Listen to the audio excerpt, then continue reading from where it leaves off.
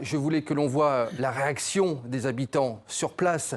Cet accord redonne en effet espoir aux familles des otages israéliens. Il en est de même côté palestinien.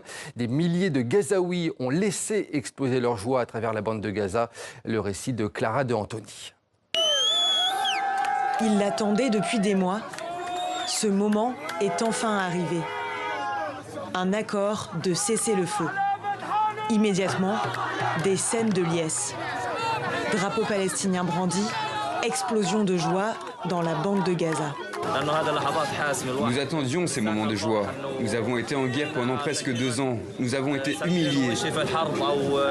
Nous ne pouvions pas voir nos enfants et ils ne pouvaient pas nous voir. Nous n'avions rien. L'accord prévoit une première pause, un répit de 42 jours pour commencer, après 15 mois de bombardement. Je me sens si heureux, mais en même temps, il y a une profonde tristesse qui pèse sur moi. Nous rentrons chez nous, mais nous avons perdu nos petits-enfants, nos pères, nos frères, nos cousins, nos voisins et nos maisons. Que pouvons-nous dire? Un soulagement pour beaucoup, mais pour le principal négociateur du Hamas, la mémoire reste vive. Au nom des familles, des martyrs et des blessés, au nom de toutes les victimes, de chaque goutte de sang versée et de chaque larme de douleur et d'oppression, nous disons, nous n'oublierons pas et nous ne pardonnerons pas. De l'autre côté de la frontière, ces familles israéliennes qui se réunissent régulièrement pour demander la fin de la guerre et la libération des otages apprennent elles aussi la nouvelle.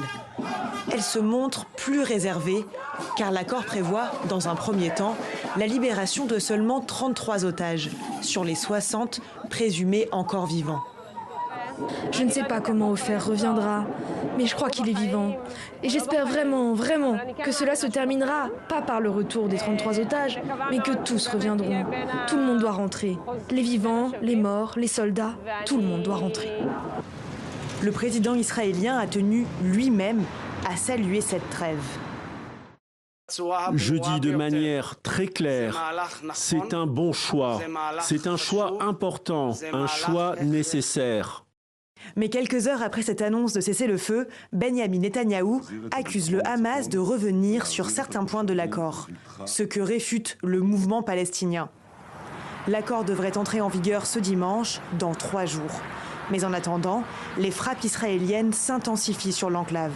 Selon la défense civile de la bande de Gaza, au moins 73 personnes ont été tuées depuis l'annonce du cessez-le-feu.